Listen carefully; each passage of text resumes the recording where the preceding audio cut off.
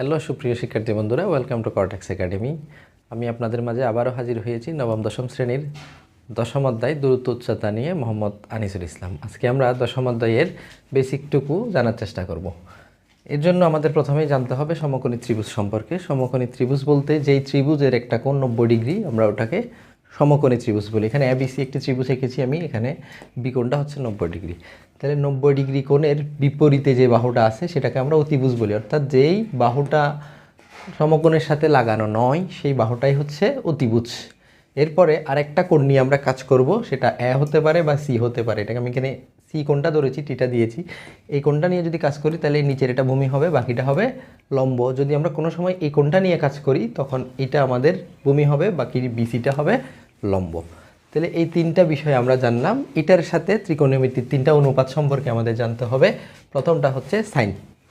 আমি যেহেতু টিটা লিখেছি সাইন টিটা বলেছি, তাহলে সাইন টিটা সমান হচ্ছে লম্ব বাই অতিভুজ। সাইন সমান লম্ব বাই অতিভুজ, কস সমান ভূমি বাই অতিভুজ, টেন সমান লম্ব বাই ভূমি। এই বিষয়গুলো আমাদের একটু কনফিউশনে পড়ে যায় আমরা অনেক সময়।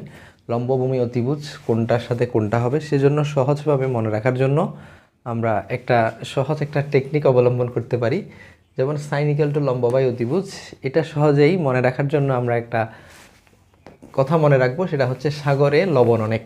সাগরে লবণ অনেক, যেহেতু সাগরের পানি লবণাক্ত, সাগরে অনেক লবণ থাকে, ওখান থেকে আসছে কথাটা। তাহলে সাগর, এখানে এস আছে, এস থেকে আমরা মাথায় রাখতে পারি এস মানে হচ্ছে সাইন। সাগর থেকে অর্থাৎ সাইন, লম্ব, এই যে লবণ থেকে ল থেকে লম্ব, আর অনেকের অ থেকে অতিভুজ। সাগরে লবণ অনেক অর্থাৎ সাইন সমান লম্ব বাই অতিভুজ, এভাবে মনে রাখতে পারি। আরেকটা বিষয় মনে রাখতে পারি কচ। কচ বিষয়, কচ হচ্ছে ভূমি বাই অতিভুজ। এটা মনে রাখবো আমরা কবরে ভূত অনেক এই বিষয়টা দিয়ে। যদিও কবরে ভূত থাকে না, কবরে ফেরেশতা থাকে, তবে কেউ উল্টাপাল্টা কাজ করলে হয়তো কবরে ভূতও আসতে পারে সেক্ষেত্রে।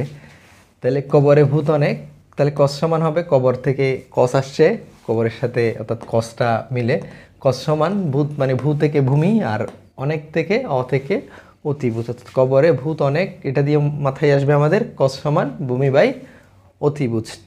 আরেকটা বিষয় যেটা টেন সমান লম্ব বাই ভূমি, এটা মনে রাখবো আমরা টেরা লম্বাভূত। এখান থেকে টেরা লম্বাভূত, অর্থাৎ একটা লম্বাভূত যে টেরা আর কি, ভূতেরা তো টেরাই হয়। তাহলে ওখান থেকে টেরা থেকে আসবে টেন, আর লম্ব এই লম্বা থেকে ল থেকে লম্ব, আর ভূ থেকে ভূমি, অর্থাৎ টেন টিটা সমান লম্ব বাই ভূমি।